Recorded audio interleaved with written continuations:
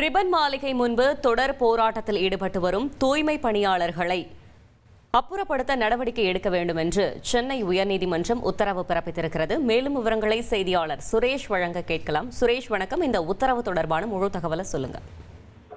வணக்கம். அதாவது சென்னை மாநகராட்சியில தூய்மை பணிகளை தனியாருக்கு வழங்குவதற்கு எதிர்ப்பு தெரிவித்து சென்னை மாநகராட்சி அலுவலகம் அமைந்திருக்கக்கூடிய ரிப்பன் மாளிகை அருகில் தூய்மை பணியாளர்கள் தொடர்ந்து 13 நாட்களாக போராட்டத்தில் ஈடுபட்டு வருகிறார்கள்.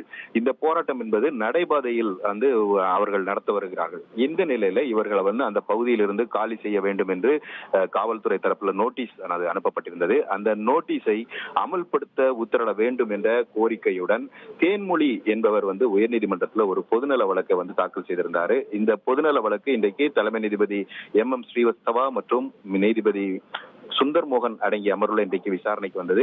அப்போது மனுதாரர் தரப்புல சாலையில் மக்கள் யாரும் பயணிக்க முடியவில்லை, நடைபாதையை பயன்படுத்த முடியாத சூழல் இருக்கிறது என்ற ஒரு வாதத்தை மனுதாரர் தரப்பில் முன்வைக்கப்பட்டது. அரசு தரப்பை பொறுத்த வரைக்கும் நாங்கள் நோட்டீஸ் அனுப்பி அதற்கு பிறகு காலி செய்ய சொல்லி உத்தரவே பிறப்பிக்கப்பட்டிருக்கிறது. ஆனால் அவர்கள் தொடர்ந்து போராட்டத்தில் ஈடுபடுகிறார்கள். அவர்களுக்கு அரசு ஆதரவாக இருக்கிறது. ஆனால் அவர்கள் அந்த இடத்தை காலி செய்ய வேண்டும், ஏன்னா அனுமதி எதுவும் பெறாமல் இந்த போராட்டமானது நடைபெற்று வருகிறது என்று அரசு தரப்பில் வாதிடப்பட்டது.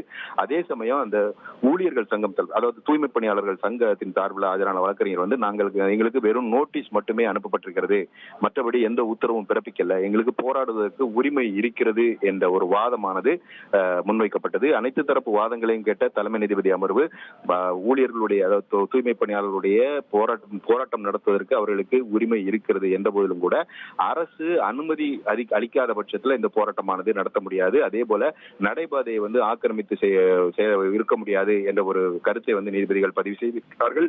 அது மட்டுமல்லாமல் உரிய அனுமதியுடன் அரசிடம் விண்ணப்பித்து உரிய அனுமதி பெற்று அரசு ஒதுக்கக்கூடிய இடங்கள்ல இவங்க போராட்டம் நடத்தலாம், மற்றபடி பொதுமக்களுக்கு இடையூறாக இந்த மாதிரியான போராட்டங்களை நடத்த முடியாது என்று கூறி அவர்களை அப்புறப்படுத்த வேண்டும் என்ற ஒரு உத்தரவை தலைமை நீதிபதி அமர்வு இன்றைக்கு பிறப்பித்திருக்கிறது. அந்த உத்தரவுல மிகவும் கட்டுப்பாட்டுடன் அவர்களை அப்புறப்படுத்த வேண்டும், ரெஸ்ட்ரெயின்ட் மேனர்ல அவங்களை அப்புறப்படுத்த வேண்டும் என்ற ஒரு கண்டிப்பான உத்தரவையும் நீதிபதிகள் பிறப்பித்திருக்கிறார்கள்.